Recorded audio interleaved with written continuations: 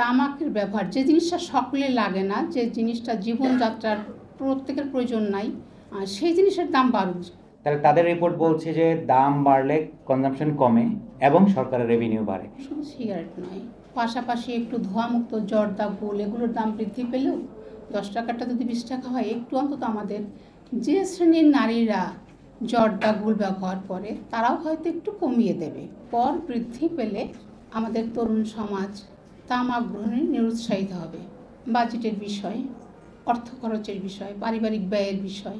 আমাদের বাজারে গেলে আমরা দেখতে পাই যে জিনিসের দাম বেশি সেই জিনিসটা আমরা কিনি না, অথবা পরিমাণে কম কিনি। এর অর্থ হলো যে আমরা তখন হয় সংযমী হই, বা অর্থনীতির ভাষায় হয়তো বলতে চাই যে চাহিদা কমে যায়। আয়ের সাথে যখন মানুষ ব্যয় করতে পারে না, সমন্বয় করতে পারে না, তখন কিন্তু মানুষ তাদের পারিবারিক চাহিদা কিছুটা হলেও কমায় দেয় কোনো কোনো খাতের উপরে। যে জিনিস সহজে পাওয়া যায় সে জিনিসটা কিন্তু সবাই একটু আকৃষ্ট হয়। আজকাল জন্য কিন্তু শুধু সিগারেটের উপর কথা বলা হয়েছে, একটু উচ্চারণ করা হয়েছিল যে ধোঁয়া মুক্ত পণ্যের কথা, তবে আমি বলবো শুধু সিগারেট নয়, পাশাপাশি একটু ধোঁয়ামুক্ত জর্দা, গুল এগুলোর দাম বৃদ্ধি পেলেও 10 টাকাটা যদি 20 টাকা হয়, একটু অন্তত আমাদের যে শ্রেণীর নারীরা জর্দা, গুল ব্যবহার করে তারাও হয়তো একটু কমিয়ে দেবে। হয়তো সম্পূর্ণ ছাড়বে না, কিন্তু কমিয়ে দেবে। সরকার রাজস্ব বাড়াবে, সরকারের রাজস্ব বাড়ুক, এটা আমরাও চাই, কিন্তু সকল খাত থেকে নয়। বিড়িকে শিল্প হিসাবে দেখতাম একসময় ঠিকই, কিন্তু এখন যখন দেখলাম যে ক্ষতির দিকটা অনেক বেশি, তখন আমাদের ভবিষ্যৎ প্রজন্মকে বাঁচানোর জন্য আপনারা সাংবাদিক ভাইয়েরা আছেন, আপনারা আপনাদের লেখনীর মাধ্যমে বিপ্লব ঘটান। তামাকের ব্যবহার যে জিনিসটা সকলে লাগে না, যে জিনিসটা জীবনযাত্রার প্রত্যেকের প্রয়োজন নাই, সেই জিনিসের দাম বাড়ুক, এটা আমরা চাই। সর্বশেষ যে রিপোর্টটা এসছে, এটা 3-4 দিন আগে পত্রিকায় এসছে।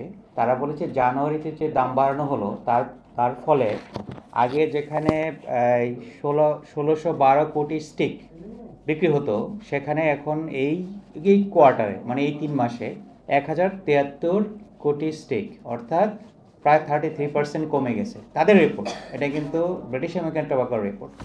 আরও মজার বিষয় হলো, যেটা আমরা এই যে রিপোর্টে এখানেও আছে, আমরা প্রতি বছর এটা দেই, সেখানে কিন্তু আমরা ক্লেম করি যে যদি দাম বাড়ে তাহলে কনজাম্পশন কমবে, সরকার রেভিনিউ বাড়বে। তাহলে কনজাম্পশন কমে, এটা অলরেডি ব্রিটিশ আমেরিকান টোবাকোর রিপোর্ট বলছে। তাদের রিপোর্ট বলছে এই কোয়ার্টারে গত বছরের তুলনায় 320 কোটি টাকা রেভিনিউ বেড়েছে। মানে তারাই সরকারকে 320 কোটি টাকা অতিরিক্ত কর দিয়েছে গত বছরের তুলনায়। তাহলে তাদের রিপোর্ট বলছে যে দাম বাড়লে কনজাম্পশন কমে এবং সরকারের রেভিনিউ বাড়ে। বান্ডেল থাকলে প্রতি সেনমানিতে টাকা বাঁচবে। বিকাশ সেনমানি বান্ডেল কিনে জিতুন প্রতি লেনদেনে। বাংলাদেশে প্রতি বছর একটা স্টাডি বলে 1.5 লাখের মতো ক্যান্সার পেশেন্ট হয়। কিডনি, এই 3টা আমি একসাথে করি, তাহলে 20,000 কোটি টাকা যে অতিরিক্ত আয় হবে, এটা দিয়ে কিন্তু আমরা এই ধরনের সব রোগীকে আমরা চিকিৎসা দিতে পারি বিনা পয়সায়। So why we are not doing this? আপনি যে উইনের কথাগুলো যদি বলি, এই তামাক করের উইন হলো 1 নম্বর সরকারের রেভিনিউ বাড়বে, নাম্বার 1 উইন। নাম্বার 2 উইন হচ্ছে অনেকে ছেড়ে দিবে, তাদের মৃত্যু ঝুঁকি কমবে।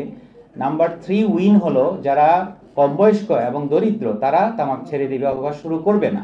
4 নম্বর উইন হলো আমরা কিন্তু সরাসরি যদি এটা ইয়ারমার্ক করি, অর্থাৎ সরাসরি স্বাস্থ্য খাতে ব্যয় করি, তাহলে অনেক যারা খরচের কারণে চিকিৎসাভাবে মারা যাচ্ছে তাদেরকে আমরা বাঁচাতে পারবো। এই 4 উইন বাংলাদেশে আর কোনো জায়গায় টোবাকো বা ট্যাক্সে আপনি দেখাতে পারবেন।